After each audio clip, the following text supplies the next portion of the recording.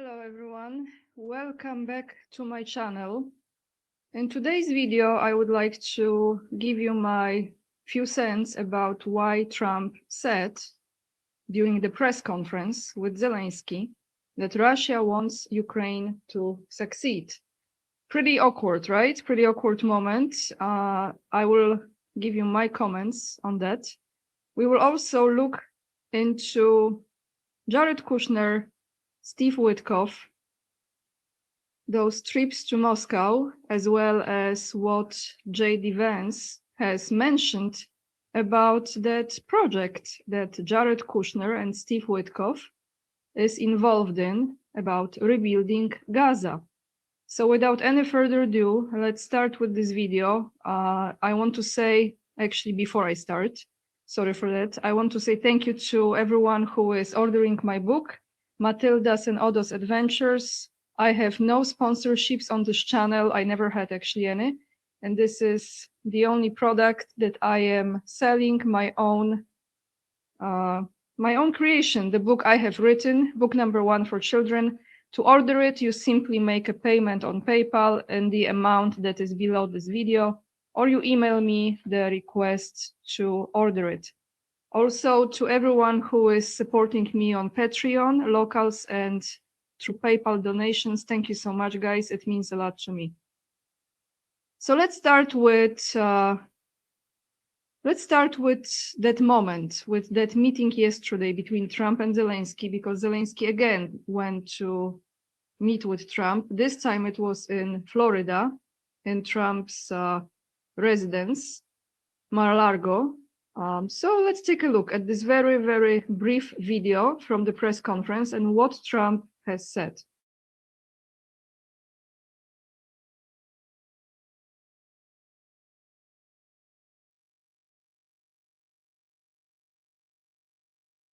Russia wants to see Ukraine succeed. Once it sounds a little strange, but I was explaining to the president, President Putin was very generous in his feeling toward Ukraine succeeding, including supplying energy, electricity, and other things at very low prices.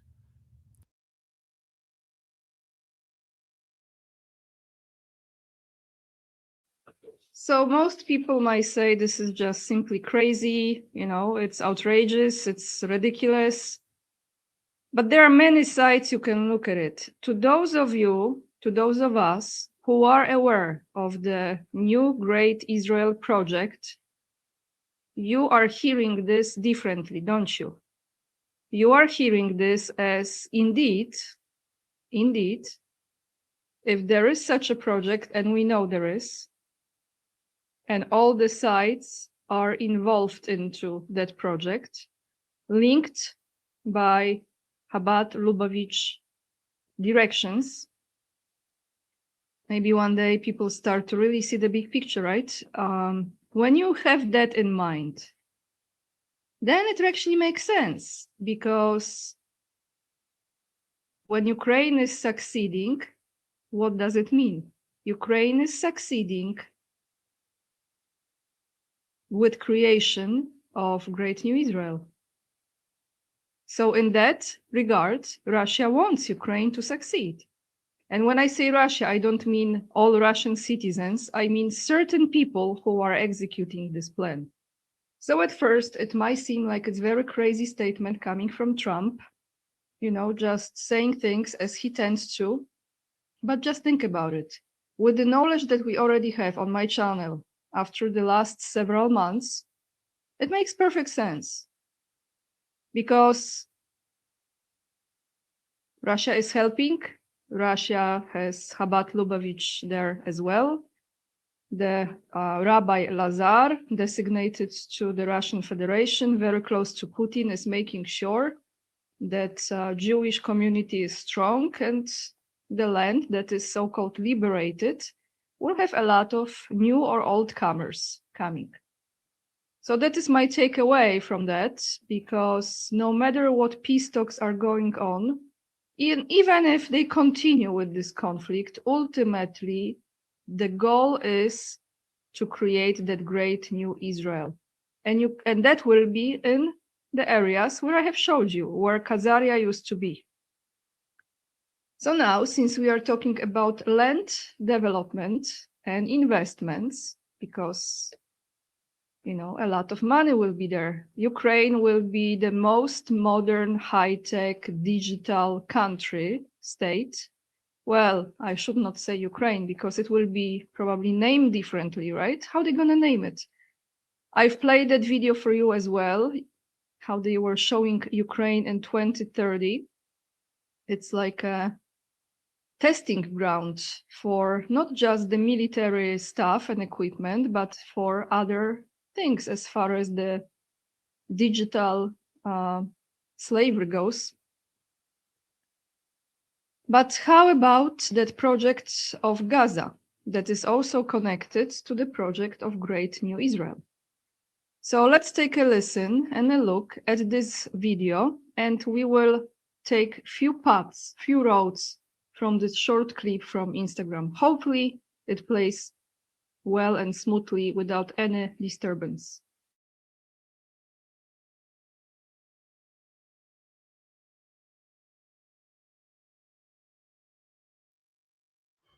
So do you think that it's a conflict of interest that this guy right here, Trump's son-in-law, Jared Kushner, has been planning and putting together one of the largest controversial business deals, real estate deals in history?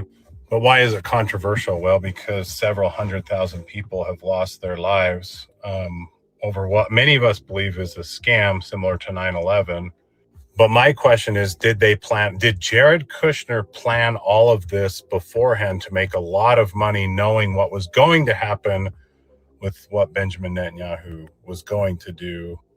So did JD Vance just say the quiet part out loud that it's Jared Kushner that's part of this U.S. foreign policy negotiations? That's not even a government official, by the way, but he's a family member of Trump, where they're all going to make billions of dollars.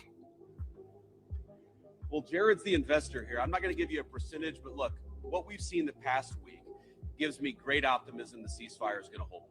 And if we get from where we were a week ago to a long-term durable peace between Israel and Gaza. And then another question I have is, why did Jared Kushner get very squirmy when his partner said that they've been a grand master plan for a couple years now? Did he get squirmy to you guys? Well, part of the plan is the reconstruction, the rebuilding of Gaza. But it's the master plan, and we're working with a group of people who have been working on master plans for the last 2 years.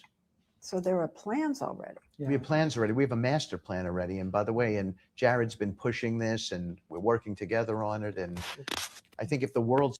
So now when I think back to this video that Trump posted many months ago that made me feel very sick to my stomach, actually, not just the trans people on the beach dancing and him drinking drinks with Benjamin Netanyahu. Watch this video that he did. Trump posted this. Tunnels coming to set you free, bringing the light for all to see. No more tunnels, no more fear. Trump Gaza is finally here. Trump Gaza shining bright, golden future, a brand new light. Feast and dance, the deal is done. Trump Gaza #1, golden future, a brand new light. Feast and dance, the deal is done. Trump Gaza #1. I don't like it. None of it. The U.S. will take over the Gaza Strip, and we will do a job with it, too.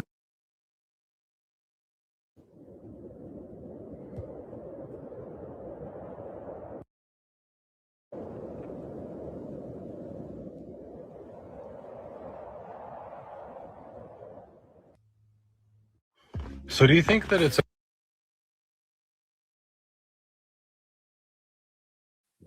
All right, so let's analyze it for a moment. I think most of us on this channel are very aware of the master plan.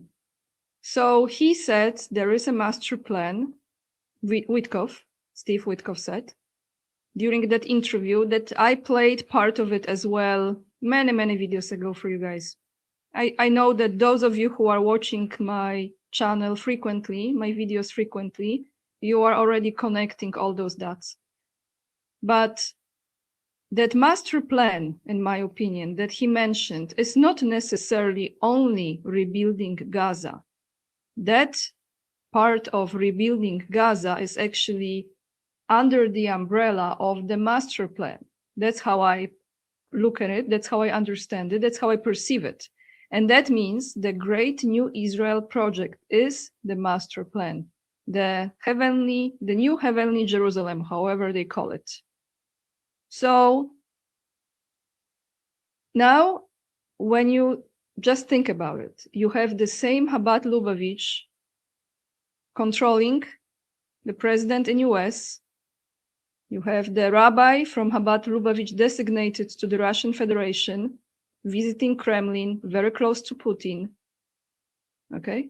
We know this. I've showed you this over and over and over again. Of course, Netanyahu has been blessed by the Rebbe, who was the leader of Chabad Lubavitch, no longer with us, but God only knows, maybe his spirit is in many other people. So we have all of this connected here, right? Jared Kushner, both Jared Kushner and Steve Witkoff are believers of Chabad Lubavitch. That's their religion. That's who they worship. That's where they belong to. And of course, Ivanka Trump as well. As far as Putin goes, some say he's a crypto Jew, which I tend to believe that's the case. So you might not see him on his knees or whatever doing those moves, because it's not good for the country that is Christian Orthodox country, but he went to the wall.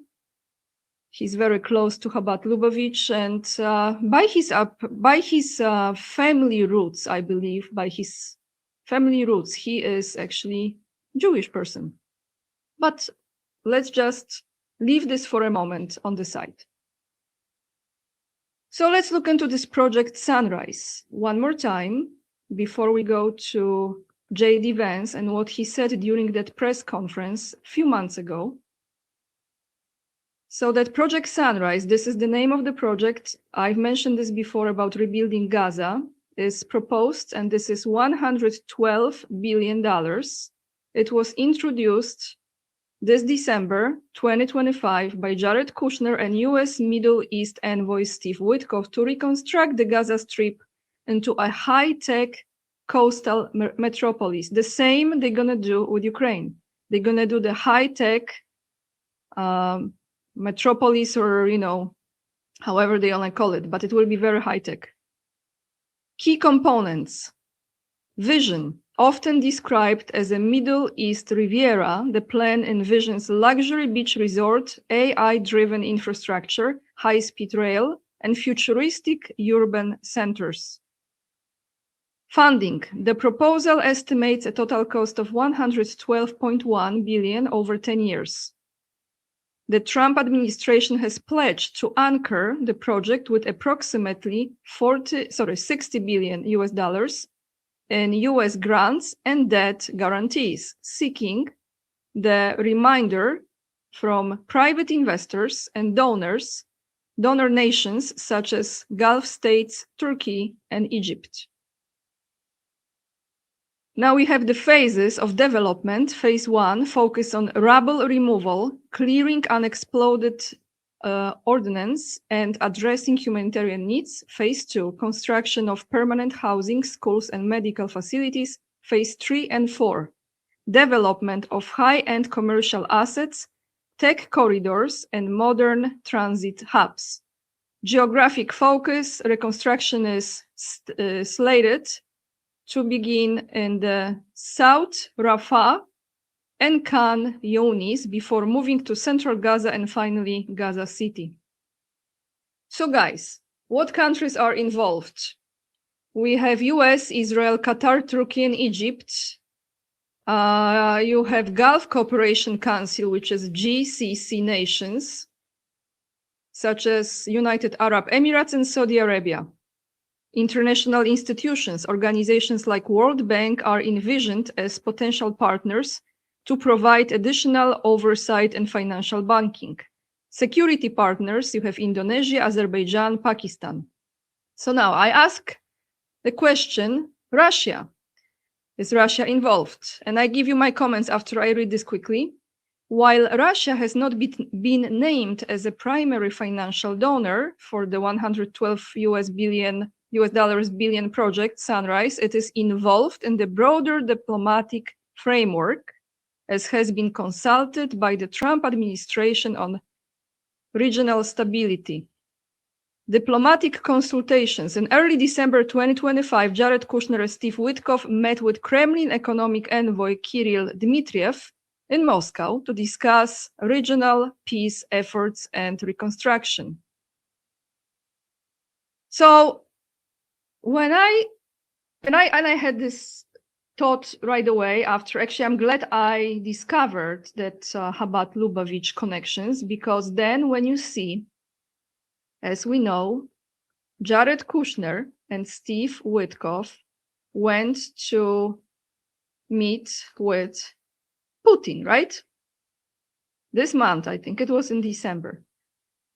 And Putin all smiley. Then you have this demonic creature, Kushner, and you have Witkoff there.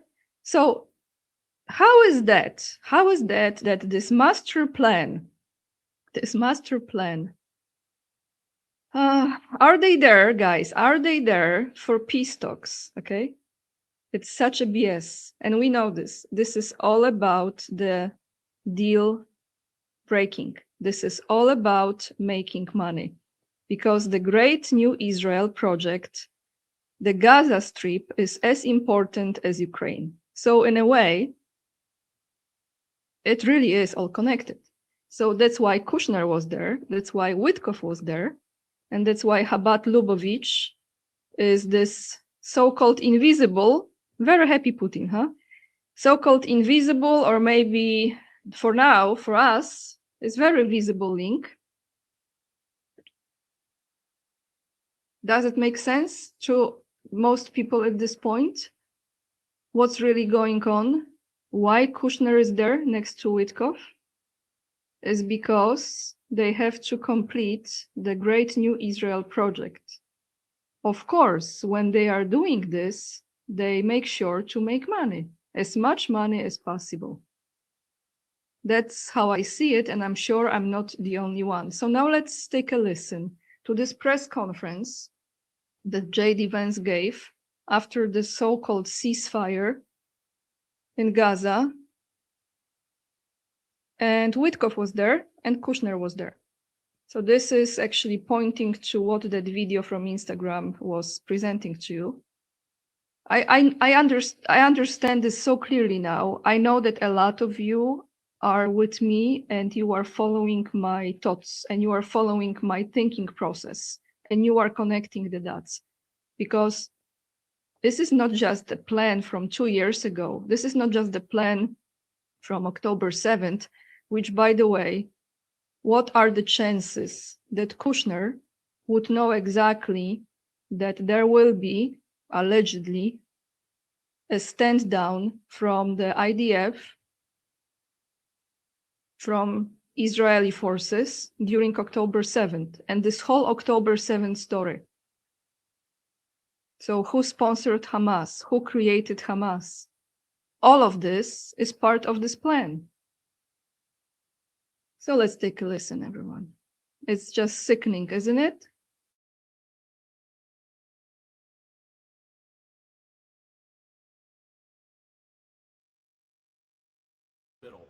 But here at the Civilian Military Cooperation Center, which we are announcing the opening of, you have Israelis and Americans working hand in hand to try to begin the plan to rebuild Gaza, to implement a long-term peace, and to actually ensure that you have security forces on the ground in Gaza, not composed of Americans, who can keep the peace over the long term. So we've got a lot of work left to do. This is going to take a very, very long time. But I think Steve Witkoff, Jared Kushner, and Admiral Cooper behind me have done an incredible job.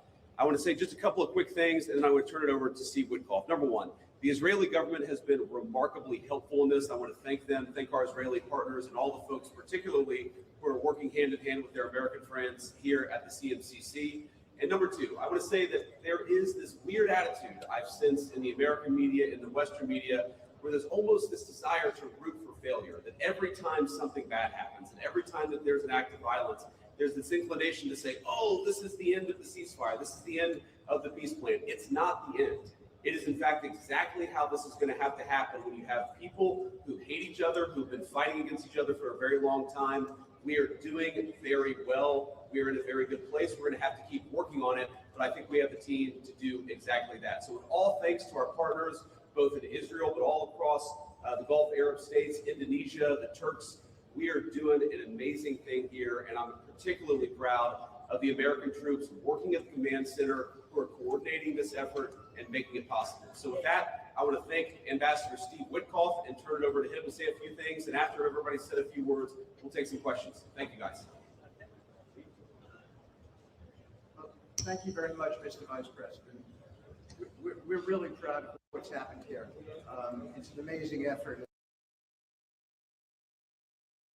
And you don't need a second job. You just need to know these AI tools.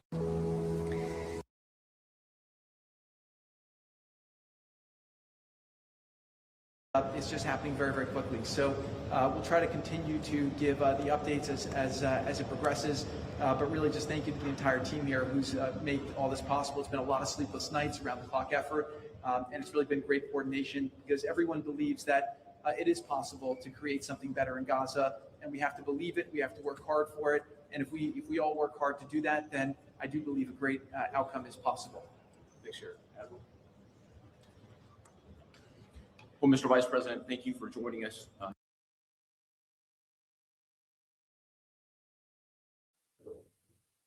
So in a nutshell, I just want to say, wrapping this thing up before I give you my last news today, how it looks like to me: Qatar, Saudi Arabia, Russia, United States, many other countries as well, all behind the great new Israel project. Even though, well, except Iran, that's for sure, except Iran. That's how I see it. Everyone who is involved in reconstruction of Gaza is agreeing on the great new Israel project. Absolutely, this is my opinion, and I'm not changing it. Kremlin's officials, I wouldn't say Russian people, maybe some, those who have dual citizenship and are Israelis or Jewish and Russians, who are okay with that genocide, maybe yes. But majority, I don't think, approves what's taking place in Gaza. But Witkoff and Kushner sits right across from the smiling Putin, right? Well, that's not even Putin, right? We know this here on this channel. People still don't see things, and a lot of people will never see it because you actually have to look at things through different lenses, if I can put this way. So that's how it looks like, everyone. The execution of the plan. This is what the Rebbe Schneerson was envisioning when he was still alive. It all starts to make sense, doesn't it? So the last news that I have for you is this. I don't know if you know, but if you don't know, US to require all foreign tourists to provide their social media histories from the last 5 years. It will be mandatory to hand over this information. Authorities will also ask for email addresses and telephone numbers used into the last 5 years. They will additionally request the names, addresses, numbers, and birthdays of family members. Located in the US Department of Homeland Security's latest proposal, a new rule would require visa-free visitors to share 5 years of social media activity before entering the country. The plan targets travelers from roughly 40 nations who currently use the ESTA system to stay in the US for up to 90 days without a visa. The review would not stop at social media usernames. Officials outlined a wider set of details that applicants would need to provide, including email addresses and phone numbers used in the last 5 years. Names, addresses, numbers, and birthdays of close family members are also part of the requested information. The proposal also includes a full review of approvals granted since the beginning of President Joe Biden's term, focusing on travelers from specific countries. So this is from December 10th, everyone. So is it like kind of George Orwell style, don't you think? And do you think that Israel has something to do with it?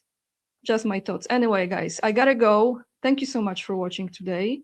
If you appreciate the content, please hit the thumbs up and subscribe to my channel. It really helps me a lot and it keeps me going. And if you choose to support my work, the best way is to order my book, Matilda's and Odo's Adventures. It's for children. It's beautifully illustrated, very inspiring, great energy. The information about it is down below the video. You can also donate on PayPal, become my Patreon member or Locals supporter as well. And if you have Instagram, make sure to follow me there. It's AniaK_44. And with this being said, guys, lots of love. And remember, we are the leading edge and we are saving humanity. And I see you in another video. Bye, everyone.